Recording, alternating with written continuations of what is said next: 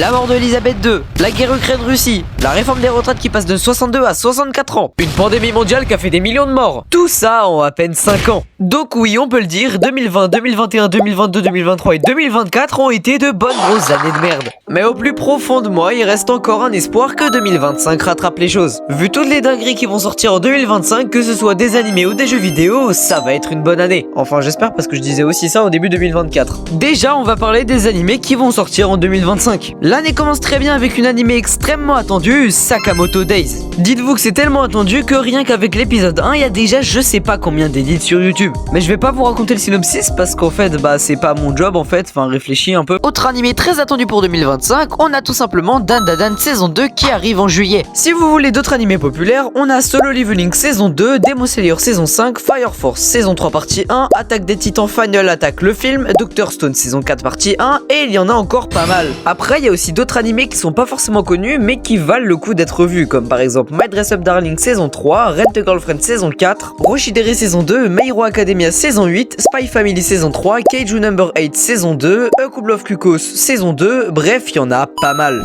Désormais parlons des jeux vidéo attendus en 2025. Comparé aux animés, il n'y a pas beaucoup de jeux vidéo très attendus, à part bien sûr le célèbre GTA 6. Comme autre gros jeu attendu, on a également Poppy Playtime chapitre 4 qui arrive exactement le 30 janvier. Après, il y a aussi d'autres grandes licences qui reviennent, comme par exemple Doom The Dark Age, Hollow Knight Silksong, Hades 2 ou encore Assassin's Creed Shadow. Il y a aussi potentiellement la suite d'un jeu vidéo que j'attends beaucoup, c'est la suite de The Coffin of Andy LLA. On n'a pas encore de date de sortie, mais on sait que ça arrivera soit en 2025, soit début 2026. En rapport avec les jeux vidéo, cette année, la Switch 2 devrait sortir. On n'a pas encore de vraie date, mais en tout cas elle s'avère très prometteuse. Bien évidemment, je n'ai pas cité toutes les animés et tous les jeux vidéo qui arrivent également en 2025, sinon la vidéo durerait tout simplement 20 minutes. D'ailleurs, je vous l'ai pas dit, mais je tiens à m'excuser pour l'espèce de mini pause que je vous ai fait juste après le short My Side. En gros, j'ai sorti un short My Side il y a environ 3 semaines, 1 mois, et depuis j'ai pas sorti de vidéo, donc c'est pour ça que je parle de mini pause. C'est juste que en ce moment, je travaille beaucoup. Que ce soit niveau YouTube ou niveau cours, je me tue à la tâche. Et ça me casse les couilles parce que même si je révise comme un gros taré, j'ai toujours des notes de merde. Plus sérieusement, l'année 2025 s'annonce exceptionnelle pour les fans d'animé, mais aussi pour les grands joueurs de jeux vidéo.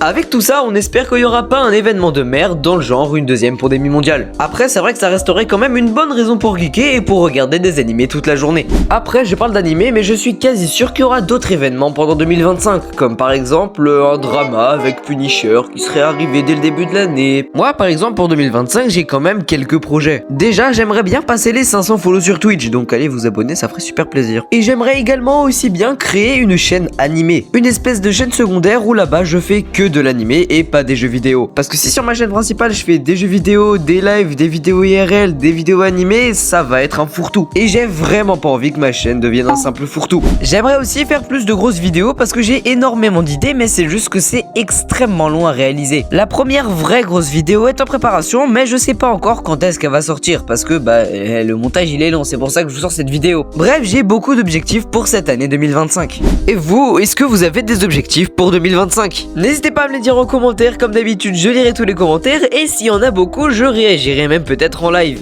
Il faut savoir que j'ai fait cette petite vidéo pour vous faire patienter en attendant la grosse vidéo qui arrive et en fait je sais pas encore quand. Cette petite vidéo était assez particulière mais en tout cas j'espère qu'elle vous aura tout de même plu. Certes elle était assez courte mais je vous le redis, c'était pour vous faire patienter en attendant la grosse vidéo. Comme d'habitude, n'hésitez pas à vous abonner et activer la cloche de notification, c'est le meilleur moyen de me soutenir et c'est totalement gratuit. Pour le référencement, vous pouvez aussi liker, commenter, partager, ça me ferait super plaisir. Je vous dis à très bientôt pour de prochaines vidéos, c'était Gustative et moi je vous souhaite de très bonnes continuations pour 2025.